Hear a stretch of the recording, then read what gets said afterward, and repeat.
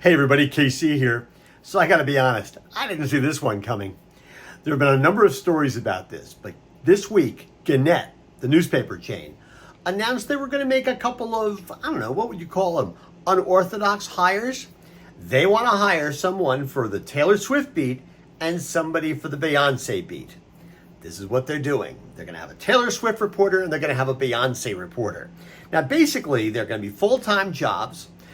They might hire from the inside, but they're also willing to hire from the outside. And these people are not going to just cover the tours, but they're going to cover these two artists as cultural phenomenon. And also, I would assume, of the business impact they've had, right? There's entire economies have grown up around Taylor Swift and Beyonce, just all the money that people are spending on concert tickets and merchandise, and it's unbelievable. I mean, the economic impact is so significant that the movie industry thinks that basically Taylor Swift is going to save all the theaters in America when she comes out with a movie version of the current tour that she's on later this year. They're going to sell tickets. They think they're just going to, just make so much money. It's going to save the theater business. We'll see. I think they're going to make a lot of money. I don't know if it's going to save the theater business. And the thing is, I'm interested in this in part as an observer, but in part because my background is Gannett. I started out as a newspaper reporter at Gannett.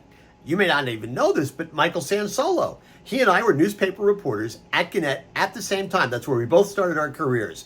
Basically, he was in Westchester County in New York. I was in Rockland County. We're separated by the Hudson River. And we didn't even know each other. Listen, in some ways I look at this and I say, okay, this is really smart of Gannett, right? They're trying to be relevant. They're trying to be current. They're trying to figure out perhaps how can they get people who are not reading newspapers to read newspapers. And to me, that makes a certain amount of sense. But that said, I'm not sure about their priorities. I think they may have gotten away from what should be their core competence, right? Part of the reason Gannett was always successful was, with the exception of USA Today, they were about local coverage. They were about local news.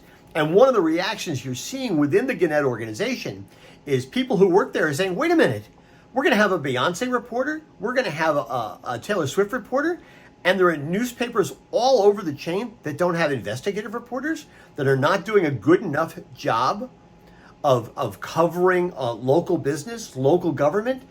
And I think that's a real mistake on the Gannett's part. And listen, they have closed newspapers. They have laid off a lot of people over the years.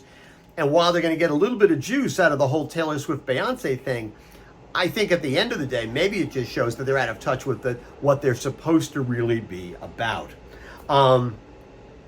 Thing is, I have to say, this is the kind of gig I would kind of enjoy, although I think I'm a little bit too old to either be the Beyonce reporter or the Taylor Swift reporter. But when I was young, I would have been a hell of a Jimmy Buffett reporter. That would have been a great gig for me. Fins up, baby. Anyway, that's what's on my mind. And as always, I want to hear what's on your mind.